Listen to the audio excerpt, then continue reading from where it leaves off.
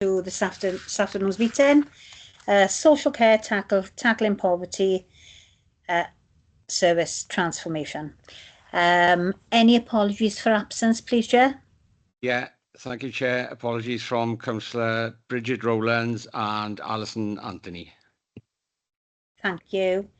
Any disclosures of personal or prejudicial interests? None to note, Chair.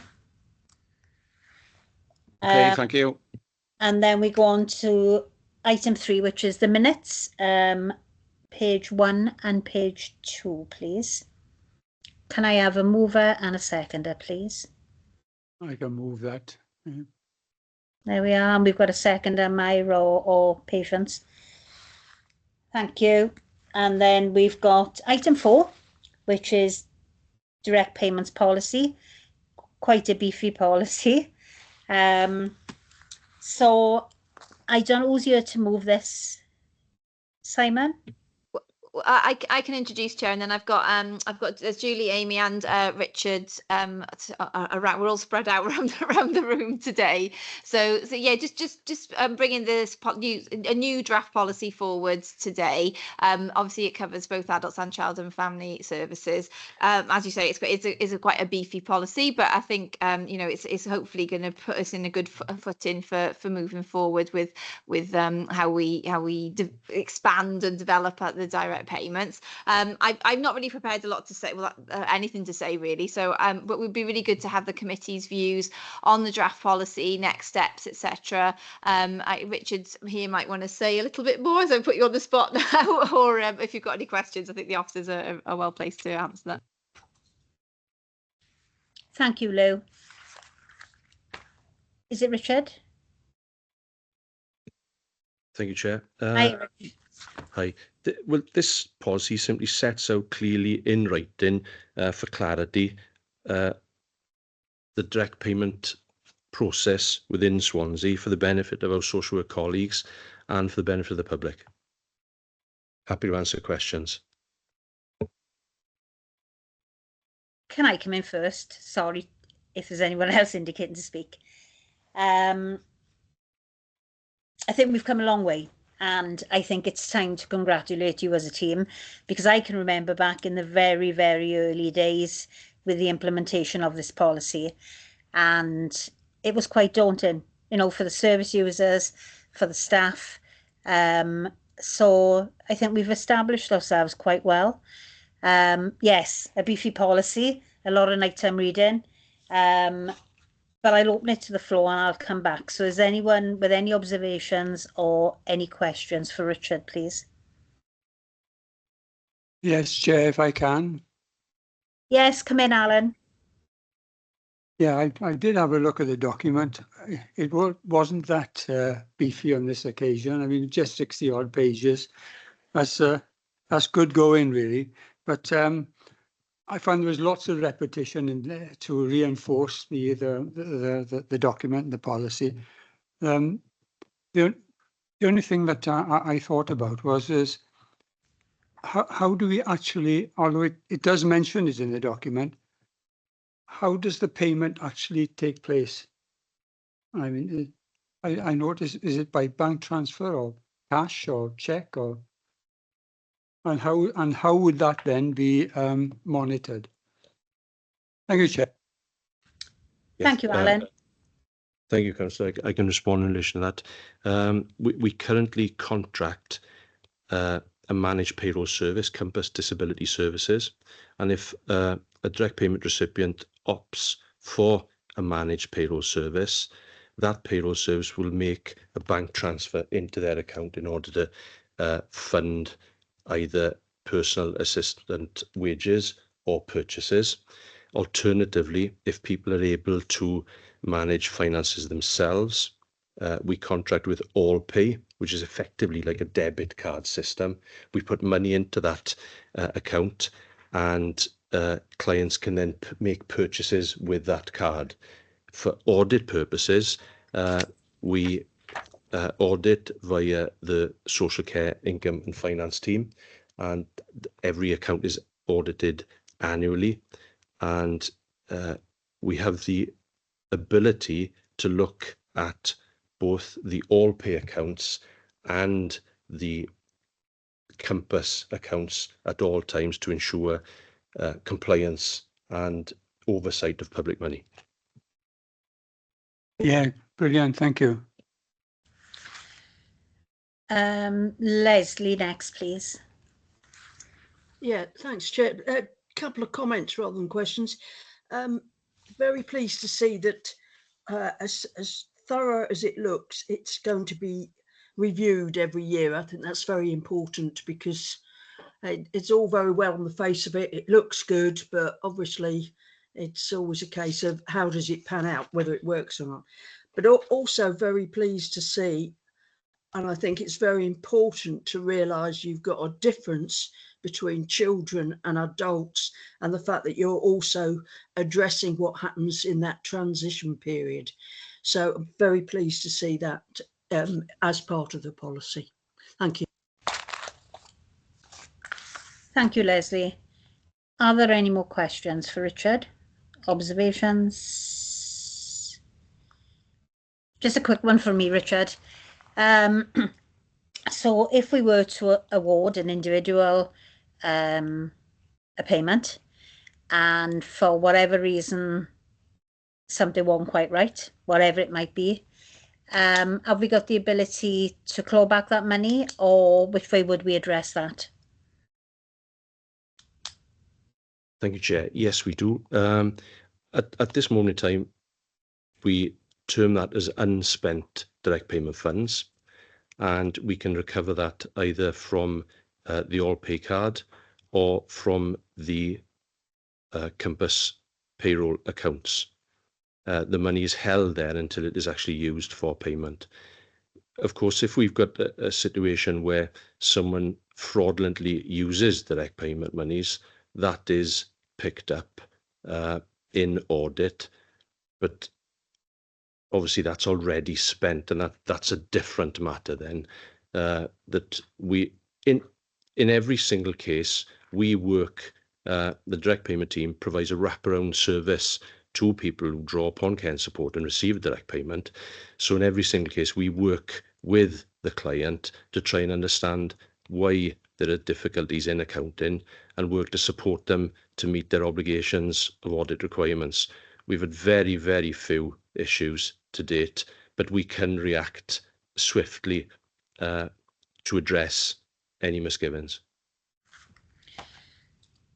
Thank you, Richard. Leslie, is that a legacy hand, or would you like to come back in? No, legacy hand. Don't know why it's still there. Thank you, Les. The other question for me, Richard, probably is in the policy, but I probably have overrun it. So I know every case is individual. I know every case is sensitive. But so say now an application comes in, on average, how long would it take to turn that application around?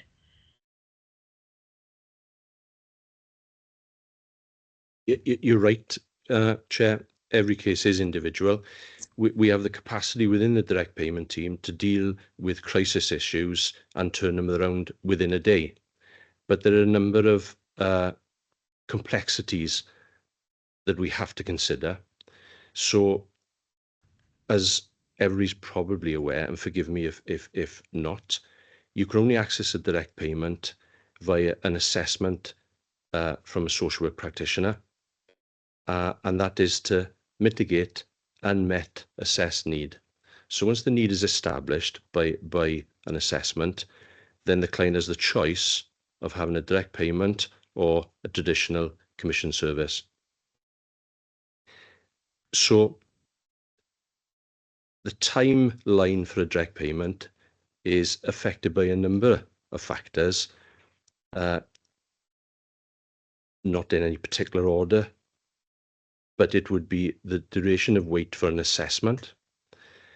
And then if they choose a direct payment, every service by Swansea Council is now subject to the financial assessment process, which has to be undertaken. And of course, if the client is slow in returning those financial assessment forms, that again would potentially add to the timeline.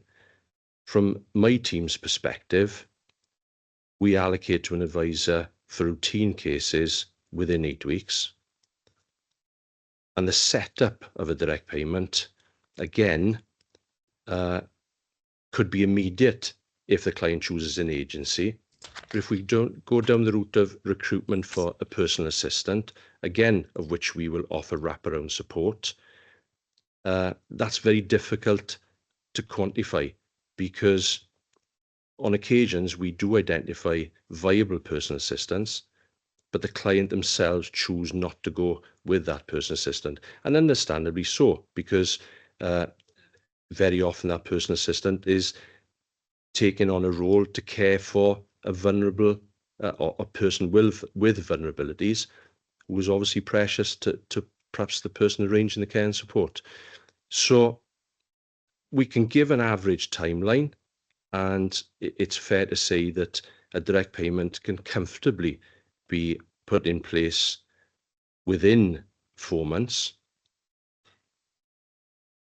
But I wouldn't like to put a definitive on every single case. We've had situations where social workers have found, have assessed someone as needing support. It's come to our team. We've done some phenomenal work with micro enterprises at the moment. They are ready, DBS checked, disclosure bar in service checked and ready to go. And we put care in place the same day. So it's very much dependent upon the immediacy of the request. Does that assist, Chair? That's fine. Thank you for taking the time to answer. Is there anyone in the chamber that's indicating to speak? Nope. So we'll have Yvonne next. Yes. Hello? Hi. Yvonne, yeah, Yvonne first, then Angela then, okay? Yvonne? Okay, thanks, Chair. Yeah, thanks, Chair, sorry. Okay, I've got a couple of questions. And my first one is, what do you mean by exceptional circumstances? Can you just give me an example? Yes, certainly. We could have a crisis situation, for example, where someone needs urgent domiciliary care, and without urgent domiciliary care, they may require a removal possibly from the home premises into a care setting or hospital. We consider that a crisis. We have the means and the capability, subject to the person's consent, to put immediate care in place if they, for example, chose an agency or a micro enterprise route. So that's something that we could turn around very, very quickly. Okay. That's okay. It sort of answers, because the second part of my question is, because of the example you've given, say you had a young person who is coming out of care, they have poor mental health. Is that something you would help with? A direct payment can be used for any assessed care and support need, and it must, under the Social Service Wellbeing Act, must be considered and be an option for the client. So this is, it all hinges on what the person who has the assessed care and support needs chooses. If they choose a direct payment, they can buy a range of services and support to meet that assessed care and support needs. In some circumstances, yes, it could assist and support with mental health needs. But I suppose what I'm trying to say is it's the money that purchases the service rather than the service itself. I'm sorry. Does that assist? Yes, I didn't ask that very well, because one of the things you said was that the client, for want of a better word, has to agree. But this particular family I'm dealing with, the young person fluctuates, they change their mind. So how would that fit with your form filling?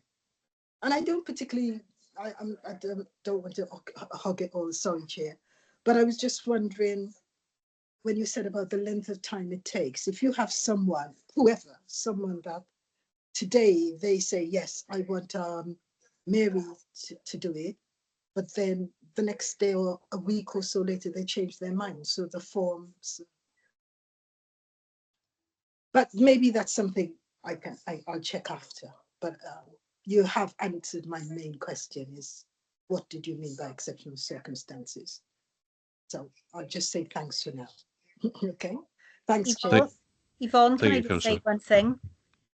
I'm sorry? Can I just say one thing? Thank you for raising that, because I think we all come across families and individuals who are experiencing mental health exhaustion or different difficulties in life. And I think sometimes it's about the confidence, if it's Mary today or another tomorrow. And it's a very, very difficult world. But thank you, Richard, for saying, it's about the money buying the service, because I think that's important regarding direct payments. I think that's probably one of the most defined things you've said today, to get the understanding out about direct payments. But thank you, Yvonne, for your contribution, because I think it's very valid here. Angela, do you want to come in? Hiya, thank you. I'm not sure this overlaps with what Yvonne was saying, actually, but I think regarding the suitable person that is appointed by Swansea Council to receive and manage the direct debits on behalf of an individual who lacks the capacity, my question is more related to the frequency of checking in on that suitable person. So going back to, if it's, let's just say Yvonne has enlisted Mariel to help her with the payments, and then Yvonne may fall out with Mariel, or Mariel may be spending the money elsewhere and not giving it to Yvonne, or whatever the situation may be. How often are you going back and checking in that that person is still a suitable person? That's my question. How often is it being checked on? Because there are vulnerable people there, and are they getting the money, and is it being spent on them? So how frequently are you reassessing that suitable person is still a suitable person? Because they may appear suitable in the beginning. Thank you. Thank you, Angela. Thank you, Councillor. Every direct payment case, when it's set up, is reviewed after 6 weeks, or when it's actually up and running, to ensure that it's running smoothly, and then annually thereafter. The direct payment support team provides a wraparound service, as I say, to both client and suitable persons. So if there are any issues raised, we can step in and support ad hoc as required.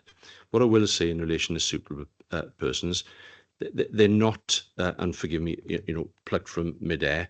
They invariably are family members who are trusted, or close personal friends.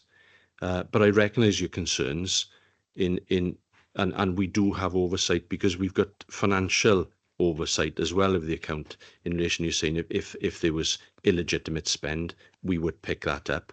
But if there are any concerns whatsoever, bear in mind that we work closely with social work practitioners as well, that would alert us to any matters of safeguarding. We treat safeguarding as the highest priority and would take appropriate action. Thank you. Thank you. Thank you, Richard. One quick one from me. I hear what you're saying about family and friends are probably a secure route then. So I see it quite frequently on our employment portal that we look for personal assistance. So the question is, have we got a pool of personal assistance, and how are we attracting people into this? Well, it's quite a vulnerable role for them as well. If they don't know the individual and they're not sure, but it's a source of stepping into the world of work. So how do we advertise? How do we entice people to come on board? And have we got a pool of people currently? Thank you. Thank you, Chair. We specifically employ a personal assistant coordinator who works within the team and is the direct single point of contact for all recruitment matters.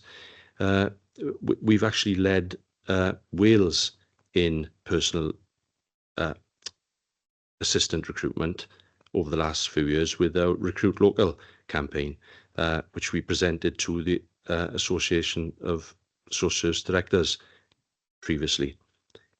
We go out to events run by Swansea Council, namely the One Stop Shop, the collaboration station, engaging very closely with the engagement team.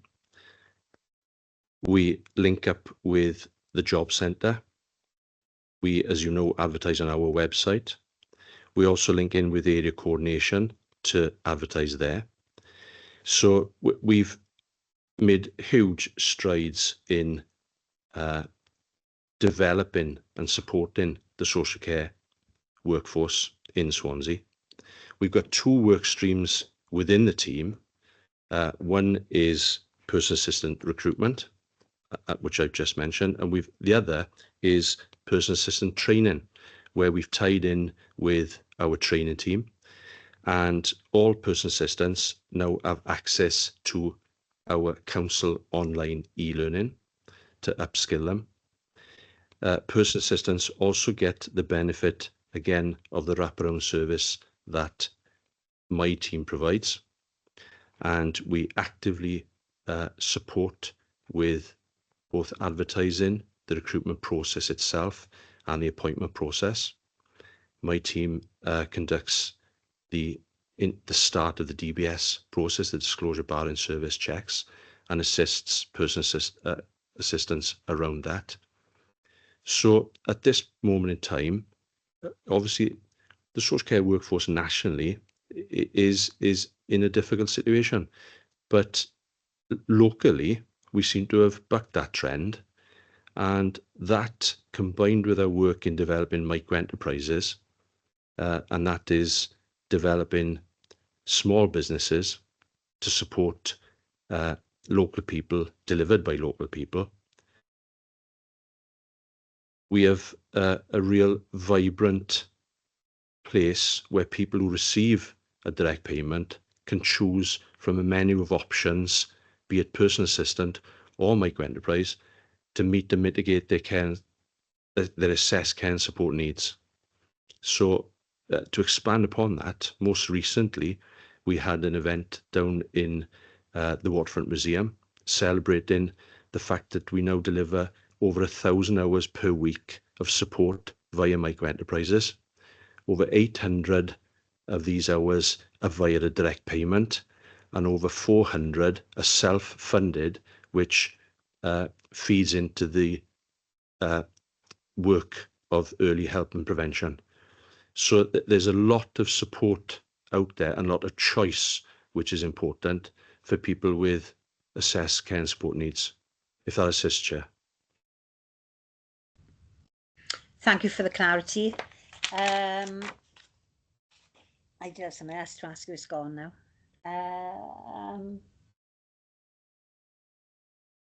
When you say about the local area coordination, I was going to touch upon that because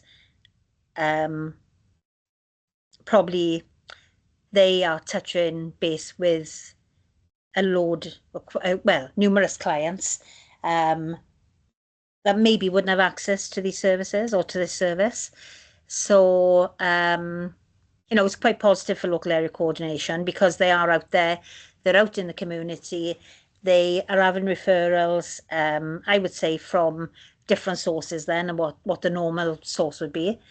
But all in all, as I've said before, I think we've come a long, long way, because back when we first started, we were struggling, but it was a new initiative, which we all appreciate. But as we progress, I would like to see you come back, Richard, and maybe explore a little bit more with us, or explain a little bit more as the policy progresses. But thank you for your time today. We do appreciate it. Chair, if I could just come in terms of just for the committee's sorry, for the committee's information for the next steps then with the policy. So obviously this is a draft, so it's then going to go through the general corporate policy procedure out to consultation. I think Richard and the team are going to do a bit more co-production with their groups that they meet with and things like that, just to make sure we've got views on it. And I think are we having a easy read version of it for people with learning difficulties and things as well? Yeah, so it'll be produced in different formats, so it's widely accessible. Sorry, Lou, can I come back into Richard? Just a quick one. I know what I was going to ask. The conversation should be obviously about what services can be utilised. So it may be just jumping on the bus. It may be for gardening, maybe for cleaning, maybe for ironing. It's an all source of a mechanism of support for these people. So how do we kind of introduce what this money can be used for? Is it on that initial point of contact? Or is it more in depth, and as they progress they start to learn that maybe they can be accessing it for more and more services that they need daily? Thank you, Chair. If it assists, we've done a lot over the last couple of years now, supporting the education and upskilling of the social care practitioners. So, for example, we go to Swansea University and give input on the use of direct payments to student social workers. We also engage with all the social work teams within Swansea, including obviously the child and family social workers, and in particular the academy. So we are spreading the word of how innovative and expansive direct payments can be, and how they can be used. So that initial point of contact between the person who draws upon care and support and the social work teams, they will have that initial information that should they have an assessed care and support need, they can mitigate that need in either having a traditional service from the council, or choosing the direct payment and buying that service or a service themselves. Then, of course, when that individual moves into my team and we allocate a direct payment advisor, we'll often go and meet them in their home.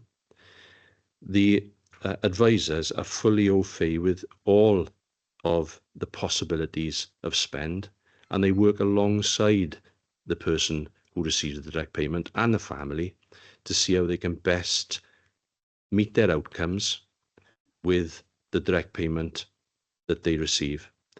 And we have a direct payment project board which assists in the strategic direction and how we look to develop direct payments.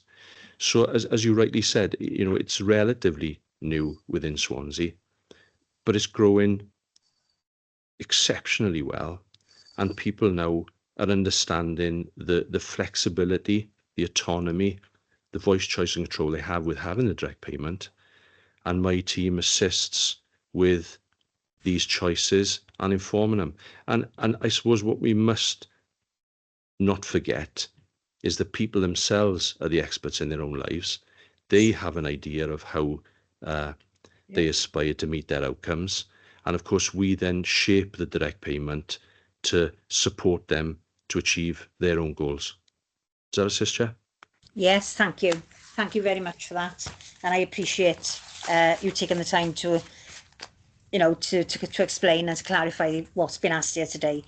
So thank you, Richard. I hear what you're saying, Louise. I think it's quite exciting. But thank you. And a big thanks to the team for progressing to where we are currently.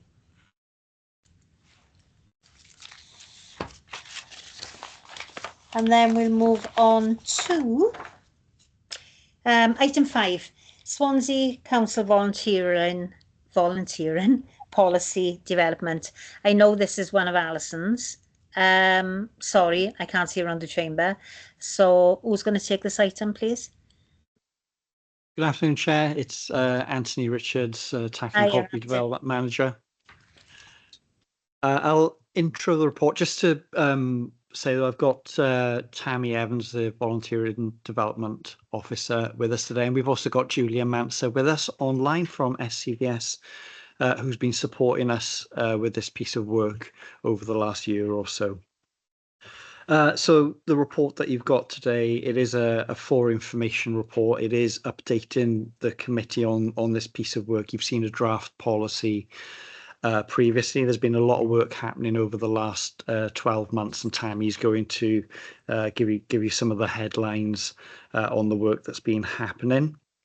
So just a bit of context and a bit of reminder as to what this policy is about. So in context, this piece of work is part of the Enabling Communities and Transformation Programme. It's a policy that seeks to embed within Swansea Council a consistent approach to the management of volunteers within our services. So not the staff volunteering, or not voluntary groups outside of the council, but volunteers within our services. So the work that's been going on over the last year is developing the tools for staff and services to be able to carry out the commitment that is outlined in the draft policy, which has been based on identified good practice. Yeah, that's the background. I'll hand over to Tammy here to just explain in a bit more detail, I suppose, the headlines of the work that she's been involved in over the last year. Tammy. Hello. So Anthony mentioned the manager's toolkit. The manager's toolkit is quite comprehensive. It contains all the forms, tools and guidance that services would need and require to meet the commitments set out in the policy. It starts from the very beginning until the end. So from identifying whether or not a service could involve volunteers up until the exiting point. We've also got a draft volunteer handbook. It's a friendly version for, well, I want to say more relaxed. It's like it's not informal, but it contains everything that a volunteer may need to know whilst involved in volunteering within Swansea Council. Data collection, collation and monitoring processes have been developed as well. So there's different systems in place. When we start collating and monitoring that data, we'll be able to ensure that our roles are diversified and accessible to everybody. Again, I think it's important to be able to identify where our volunteers are within the council as well, so we can support more volunteering in different services. I've created induction training profiles. So each profile, it's kind of like a flow chart where services would identify what training profile a volunteer would need to complete. And again, there's different tools and in place for the volunteer managers, is what we'd be calling them, to identify what sort of safeguarding level of training is required and how the services can source that training for their volunteers, whether or not that be through an online platform, through our fusion training, or whether or not that's face-to-face. Work is continuing with education to develop a package that is more suitable for schools, because everything that's been developed corporately isn't necessarily required within education. So we're trying to establish what is needed. And other than that, I just kind of want to thank the support that we've had from internal and external services. Julia Manser's on the call, and if it wasn't for Julia, I don't feel that we would be where we are now. The support that we've had to develop everything, as well as my indirect training, has been greatly appreciated. So I don't know if Tony wants to comment, but thank you. Thank you, Tammy. Yes, I just want to cover off kind of where we see the next steps. So I hope that kind of gives a really brief flavour as to the level of work that's been involved in it. It has been a huge piece of work. But the next step, we are preparing to consult with trade unions on the policy prior to moving forward for corporate adoption procedure. And when I say corporate, Tammy mentioned education and school settings. The next step is to adopt the policy corporately within our internal services within the council, but that will be excluding schools initially. That will be a separate, as Tammy said, she's developing a version of the toolkit and handbook suitable for school settings, and then that will be for the governing bodies to consider the adoption of that policy. That's the immediate kind of focus. So it's been quite a journey getting to this point, but really exciting that we're at this stage now, and really looking forward to be able to share this work and put the visibility of this work out there for council, so we can start supporting services and their volunteers. Thank you, Chair. Thank you. Any questions for the team here today, or any observations, please? Yvonne? Just an observation, Chair. Oh, Yvonne, you can come in next. Okay, go on, Alan, carry on. If I may, Yeah. Glad to see that you're developing a sort of an abridged version of the handbook. That would hopefully address the processes needed to fulfill the service. I was just, in my naivety, I wonder, when we're talking about volunteers, does this involve those volunteers who are out in the fields, community centres, on the such care homes and so forth? Not quite sure whether that was identified in the policy. It is just for my own information as to the extent then of the volunteers within the city and county. Thank you. Thank you, Councillor. Yeah, so this policy, Thank you, Alan. this policy is specifically about volunteers that are within a council service. So they're undertaking a volunteer role. They're supervised by a member of staff. The volunteering activity would not be any activity that a paid member of staff would be undertaking, but they would be supervised within a service by a member of staff.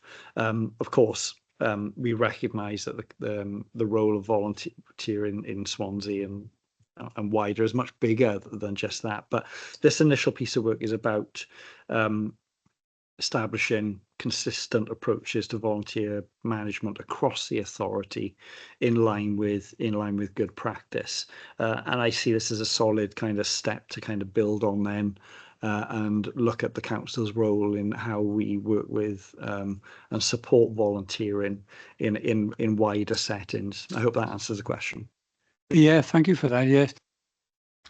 Thank you. It's just a thought. Yeah, it's just a thought, really, that I mean, there are so many volunteers out there. Some guidance for them would be ideal as well as to, well, expand upon the role that they take on. Yeah. Thank you, Alan. Yvonne, and then we'll have Leslie. Okay, Yvonne. Thanks, Chair. Anthony, thanks very much for that.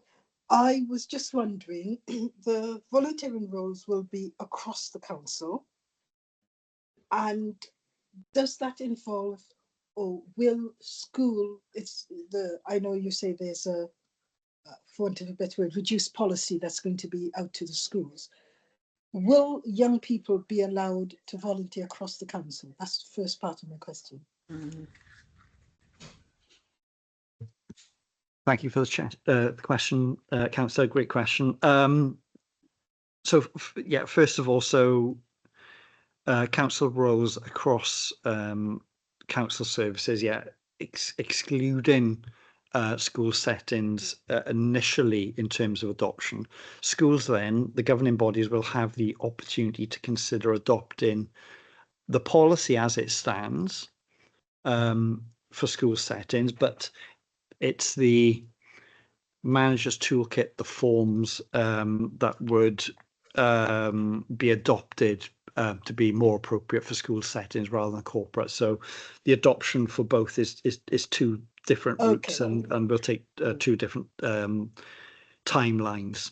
Sorry, yeah. Okay, I misunderstood that. Sorry, Anthony, if I... No, that's okay, that's okay, of course. I thought young people will be allowed to volunteer across the council? So the minimum age for volunteering with the council will be 18. Oh, okay, thanks.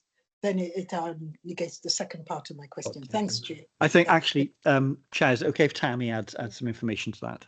Yeah. Yes, of course, thank you. Hiya. There will be opportunities for young people to volunteer across the council. For example, within Evolve, sorry. So yeah, we're looking at different ways of how young people could be involved, and one of those is through Evolve, where maybe some of their younger people would move on to volunteering roles within that service prior to, I don't know, maybe going on to education, further education and stuff like that. I just wanted to add that in because it was brought up previously. Thank you. Okay, Chair, can I just add something here? The reason I asked the question was that we have volunteers, and one of the headmasters said to me was, volunteers tend to be the young people who are doing well. Oh, sorry, who are not doing very well. But the young people who are doing well, they don't always have the opportunity. But I think sometimes young people who are not doing very well, who are a bit not walking the straight line, let me put it like that, are overlooked. So I was wondering, would there be the opportunity for them as well? Had it been across the council, that was my question. But if it isn't, the policy is for the school and Evolve. So yeah. But my question was, would someone who, as I say, is not walking the straight line, would they have the same opportunity to volunteer within the council? Yes, they would. So with the sort of monitoring side of it as well, this is where we'd start looking at how we could diversify the roles. There'll be opportunities for services to promote their volunteering opportunities on the external website as well. So it can, it could be promoted in the local areas as well. So just because somebody is maybe not on the right path, as you say, wouldn't be an advantage or disadvantage as to whether or not they could access those opportunities. It'd be for everybody. Thank you. Okay, thanks very much. Thanks. Leslie? Yeah, thanks, Chair. Two questions. The manager's toolkit and the volunteer handbook, is that going to come back to us at some point? I noticed they're both in draft stage at the moment.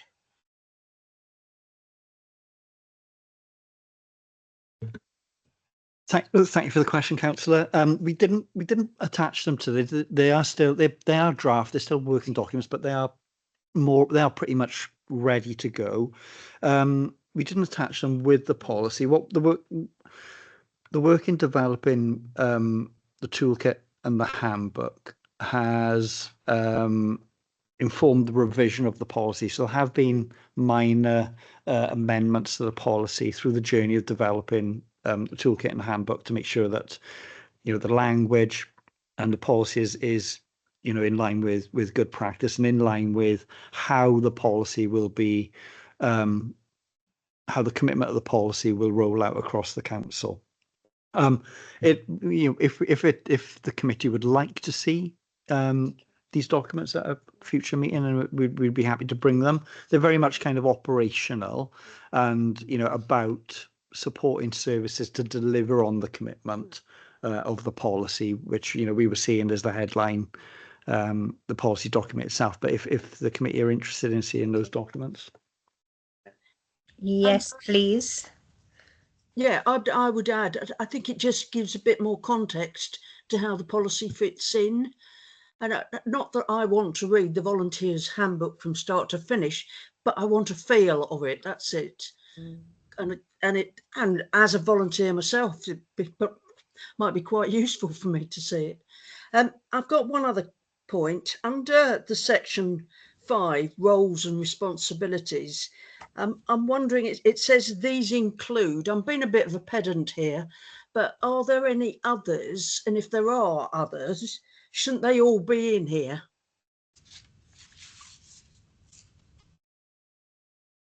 Thank you, Councillor. Yeah, I mean, we very much basing this on what we understand and have learnt about existing volunteer roles within the council, but the implementation of this policy and having the resource around promoting the policy, working with services to develop roles, we will be able to kind of look at where there are new opportunities for volunteering. And I think as we go forward, I think we will see new opportunities be developed. So we would be able to expand on that description of the types of roles that are available, and we very much want to promote the roles and the types of roles that are available in the council in the future. I think that's probably work beyond the policy. It's not just task and finish, putting the policy in place. This is very much a starting point that we can build on. Thanks, Anthony. Thank you. And from me, firstly on page 2, I very much welcome appropriate steps will be taken to ensure that paid staff are clear about the role of volunteers and foster, those excellent working relationships. Because I think when we talk about bringing volunteers into any organisation, the fear factor's there straight away.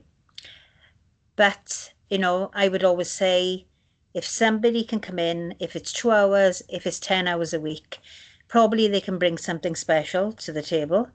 It's an opportunity for them to aspire, to become something bigger and bolder. And you never know, some might be fortunate to secure full-time employment within the organisation. But volunteering is a minefield, I suppose, as you know more than me, trying to develop this policy. But we have come on a long time, we've come on a long way in the last year, because the first conversation we had about this was really basic, and a lot of work has been done.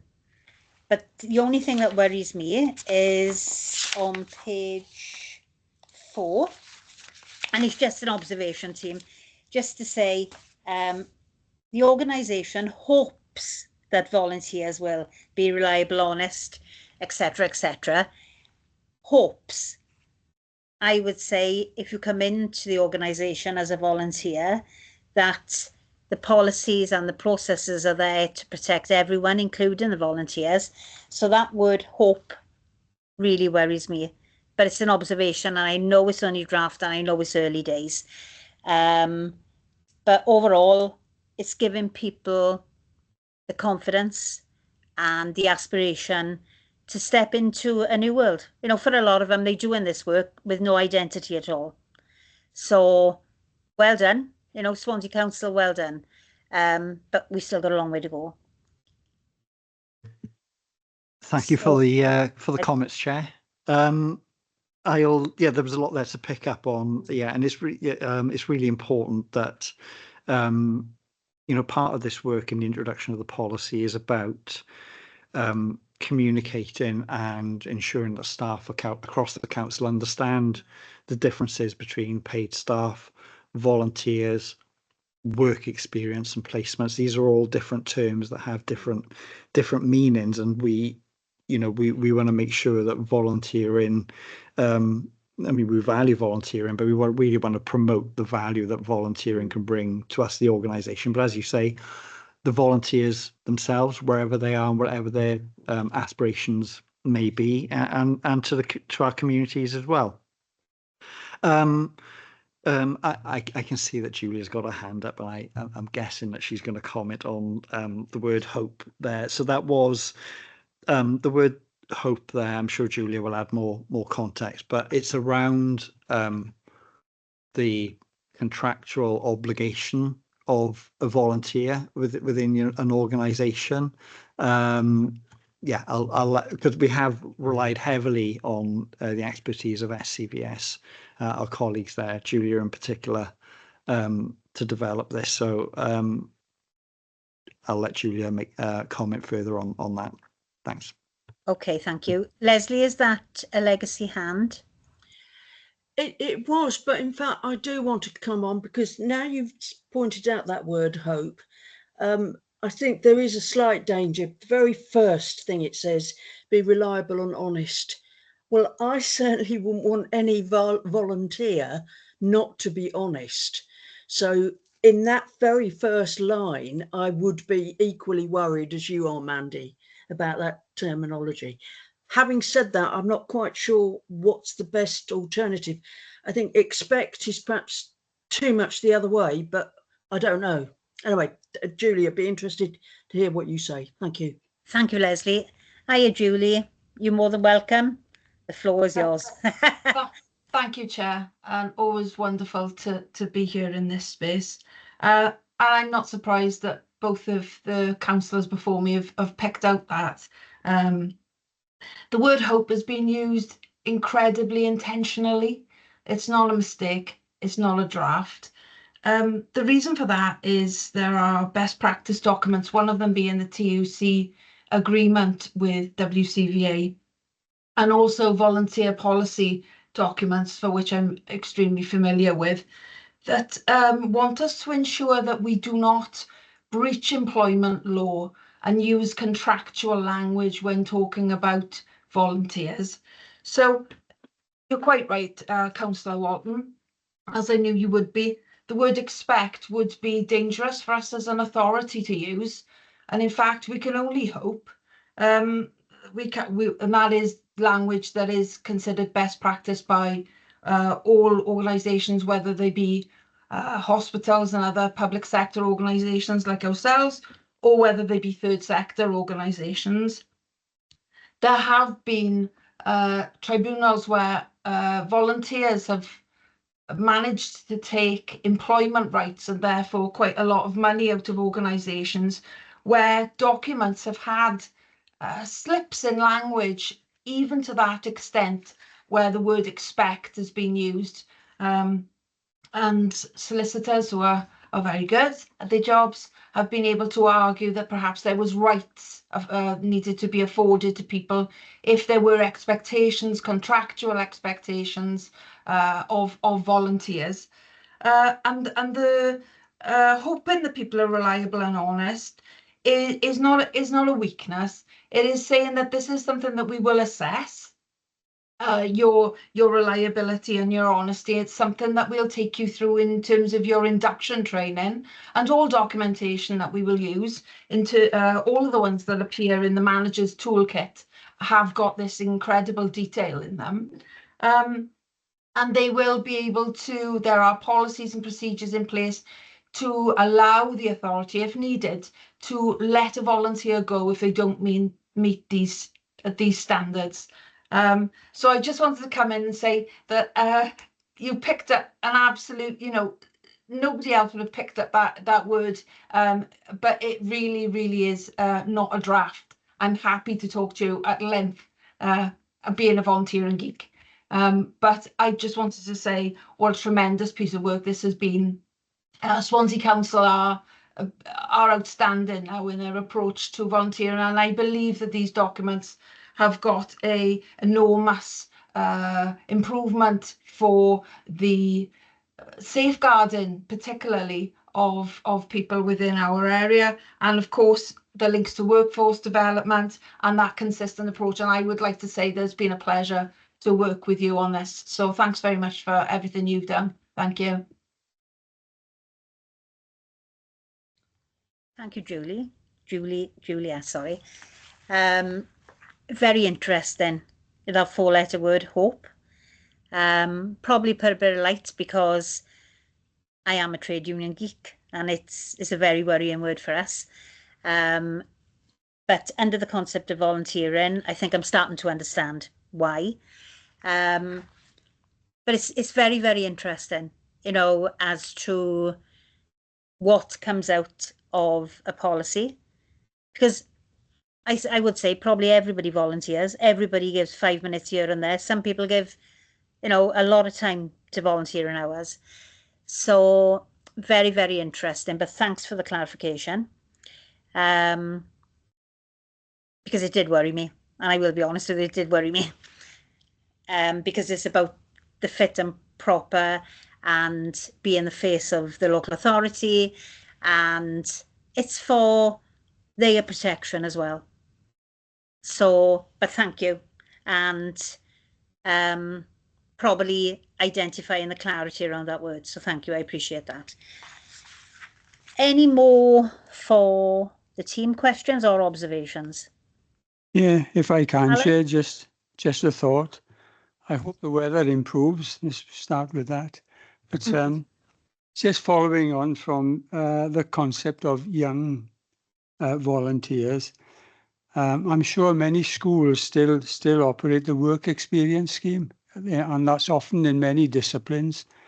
I mean, are there any options for those young people to take part within the council framework? Thank you, Councillor. Yeah, great question.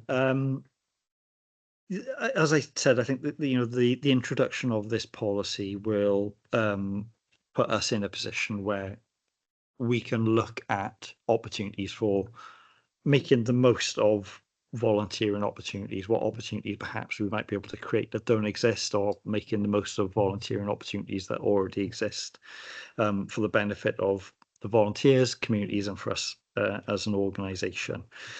I think so. Work experience. This is where the kind of alongside the policy and the manager's toolkit, we'll talk about what volunteering is and what volunteering isn't. So the activity that a volunteer would do wouldn't be work experience, because work experience is based on activities of a paid post. Even though work experience can be done on a voluntary basis, it's not necessarily covered by this policy.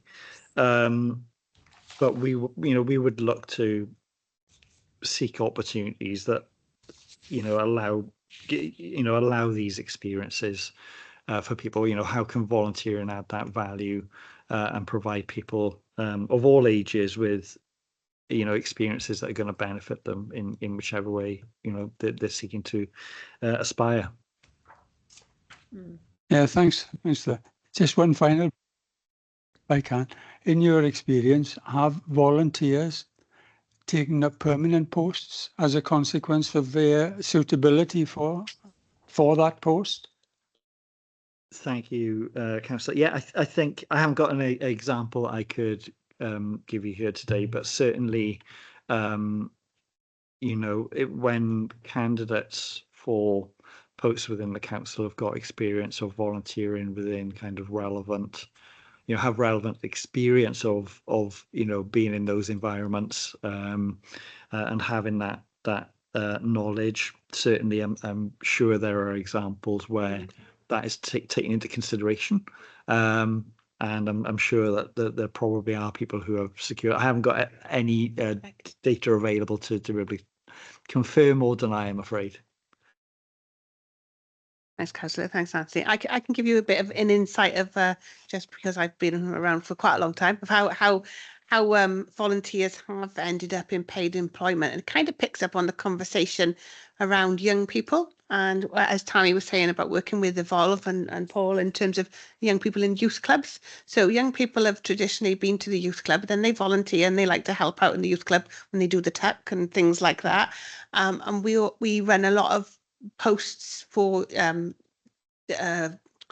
youth workers who are normally around 3 to 5 hours a week. They're part-time posts, they're in the evening. So it can be a routine. So that is an example I've seen over the years, that a young person started in a youth club, then they volunteered kind of informally helping out, and have then moved into paid employment. But I think so there are examples. I know that some of the engagement work that we do with people out in the communities, and they're like, oh, this is good, how would you, and I think I'd like to come and work for Swansea Council for doing that kind of work. So they start by volunteering, understanding the kind of activities we do. So I think Rich talked earlier around the collaboration station and engagement stuff, and there's people have gone, oh, I think I can can have a go and apply for that job. Not always they get it, but there is a route in. So there are examples of it. There are probably more actually. It's just I think as the policy, once we get it out over the line and we get all of the little funny little words tweaked and make sure that we're really clear with what a volunteer is and what it's not. It has to go through trade unions and obviously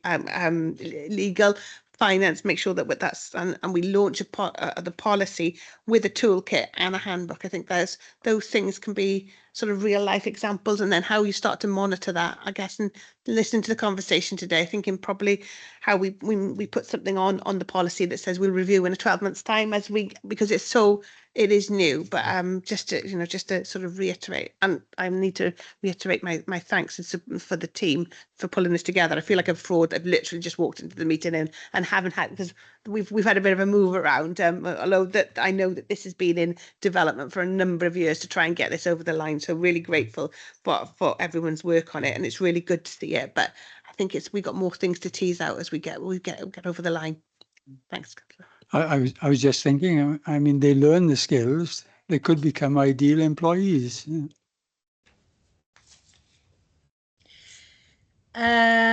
Julie, you indicated you want to come in, or can we leave Leslie go first?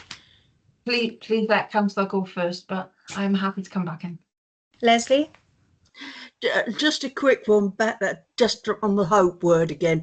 Yeah, I can understand where you're coming from about certain legal solicitors. I'm sure they would pounce on that, and in fact probably misuse it for people who are maybe not honest. So I can understand where you're coming from on that. And also I've got a bit more reassurance, as you say, if you found a volunteer wasn't up to scratch, then you can obviously deal with it there and then at that time. Thanks, Julia. Thank you. Julia, do you want to come in? Yeah, thank you very much, Chair.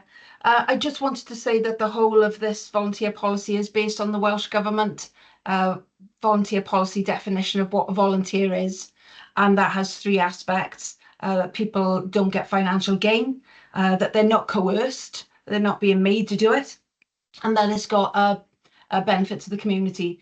And work experience is a little bit different because there is an aspect of compulsion. So it's part of a school curriculum, or it's part of a course requirement. And that is why, in very quick description, why work experience is not volunteering, and certainly not in this policy.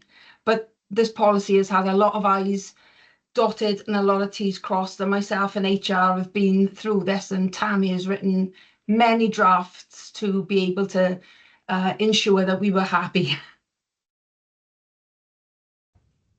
Thank you. One quick question from me.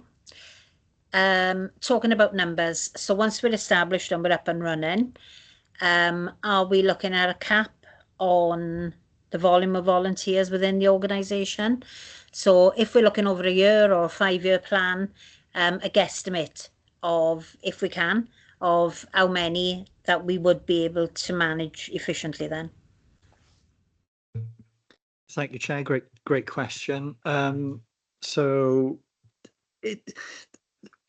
developing volunteering roles within services is a responsibility for those services. Obviously, there has to be capacity to recruit and support volunteers while they're with us, and everything that the policy and the manager's toolkit will ask of them to ensure that commitment is made. So I think, I can't say that there's going to be like a definitive number. It would come down to the resource available within services to develop those roles. Develop appropriate roles, roles that are bringing value to everyone involved, and the capacity that we have as an organisation to, as I say, recruit and supervise those volunteers. Thank you. I appreciate that. Yeah, I mean that's again, that's part of the message that is part of the toolkit, is that that there is a responsibility here. There is a commitment required before recruiting a volunteer, and services need to be aware of what that commitment is and what, you know, what would be expected of them, so that they can consider that as part of that role development thinking. Thanks. Thank you. Last call. Any observations or any questions for the team here, please? I would like to say a sincere thanks for the work that has been done over the last year. And I do remember the first meeting that we had. I'm sure Jane can. But, you know, another big piece of work, which will benefit the individuals and obviously benefit the organisation. But still, you know, baby steps achieve most. But thank you very, very much for the work that's been done. And thank you, Julia, for your input and your commitment. And we'll invite you along again, but we are looking for the toolkit and the workbook, please. Thank you, Chair. If I may just, you know, comment as well, I'd like to extend my thanks to Julia again, you know, for her support on this journey. It has been a long journey. It's been a detailed journey, during which time we have recruited a dedicated resource to move this forward, you know, which was needed. So, you know, we are moving at pace here to move forward. So we will seek to pick up with Democratic Services to see how quickly we're able to get back on the agenda to come back and share those other documents with you. Thank you. We appreciate that.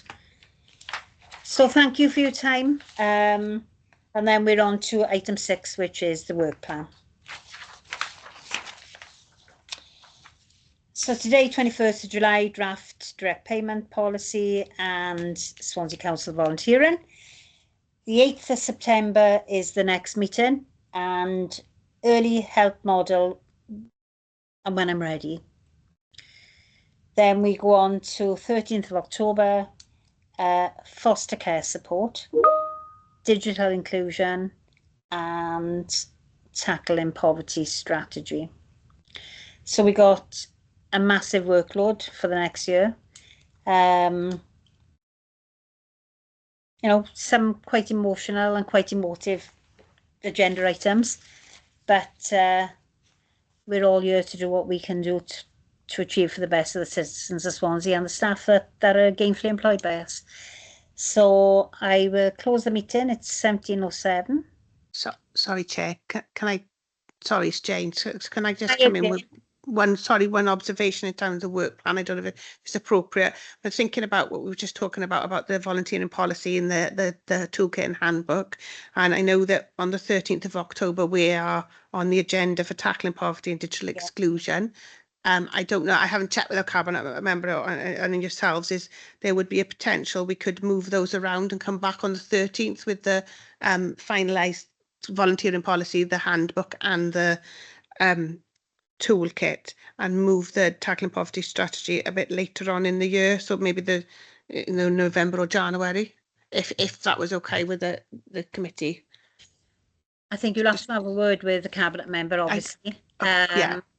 And obviously I liaise then with Alison. Okay, yeah, sure. But yeah, good suggestion. Obviously, I think, you know, where we are and what we've learned today, I think that vision of that toolkit and that workbook would be an advantage to us as we move on. But then again, the tackling poverty strategy is a very important one as well. Yeah, absolutely, yeah. So I liaise with Alison anyway, but thanks, Jane. Okay, sure, I'll pick it up with Alison. Thanks, Chair. Thank you. Thank you. So now it's 17:08. I'm going to close the meeting. So thank you for your attendance and take care and look after yourselves. And I'll see you on a long time away, 8th of September. Take care. Thank you all. Thank you very much. Bye, Yeah. everyone. Bye, everyone. Thanks all. Bye.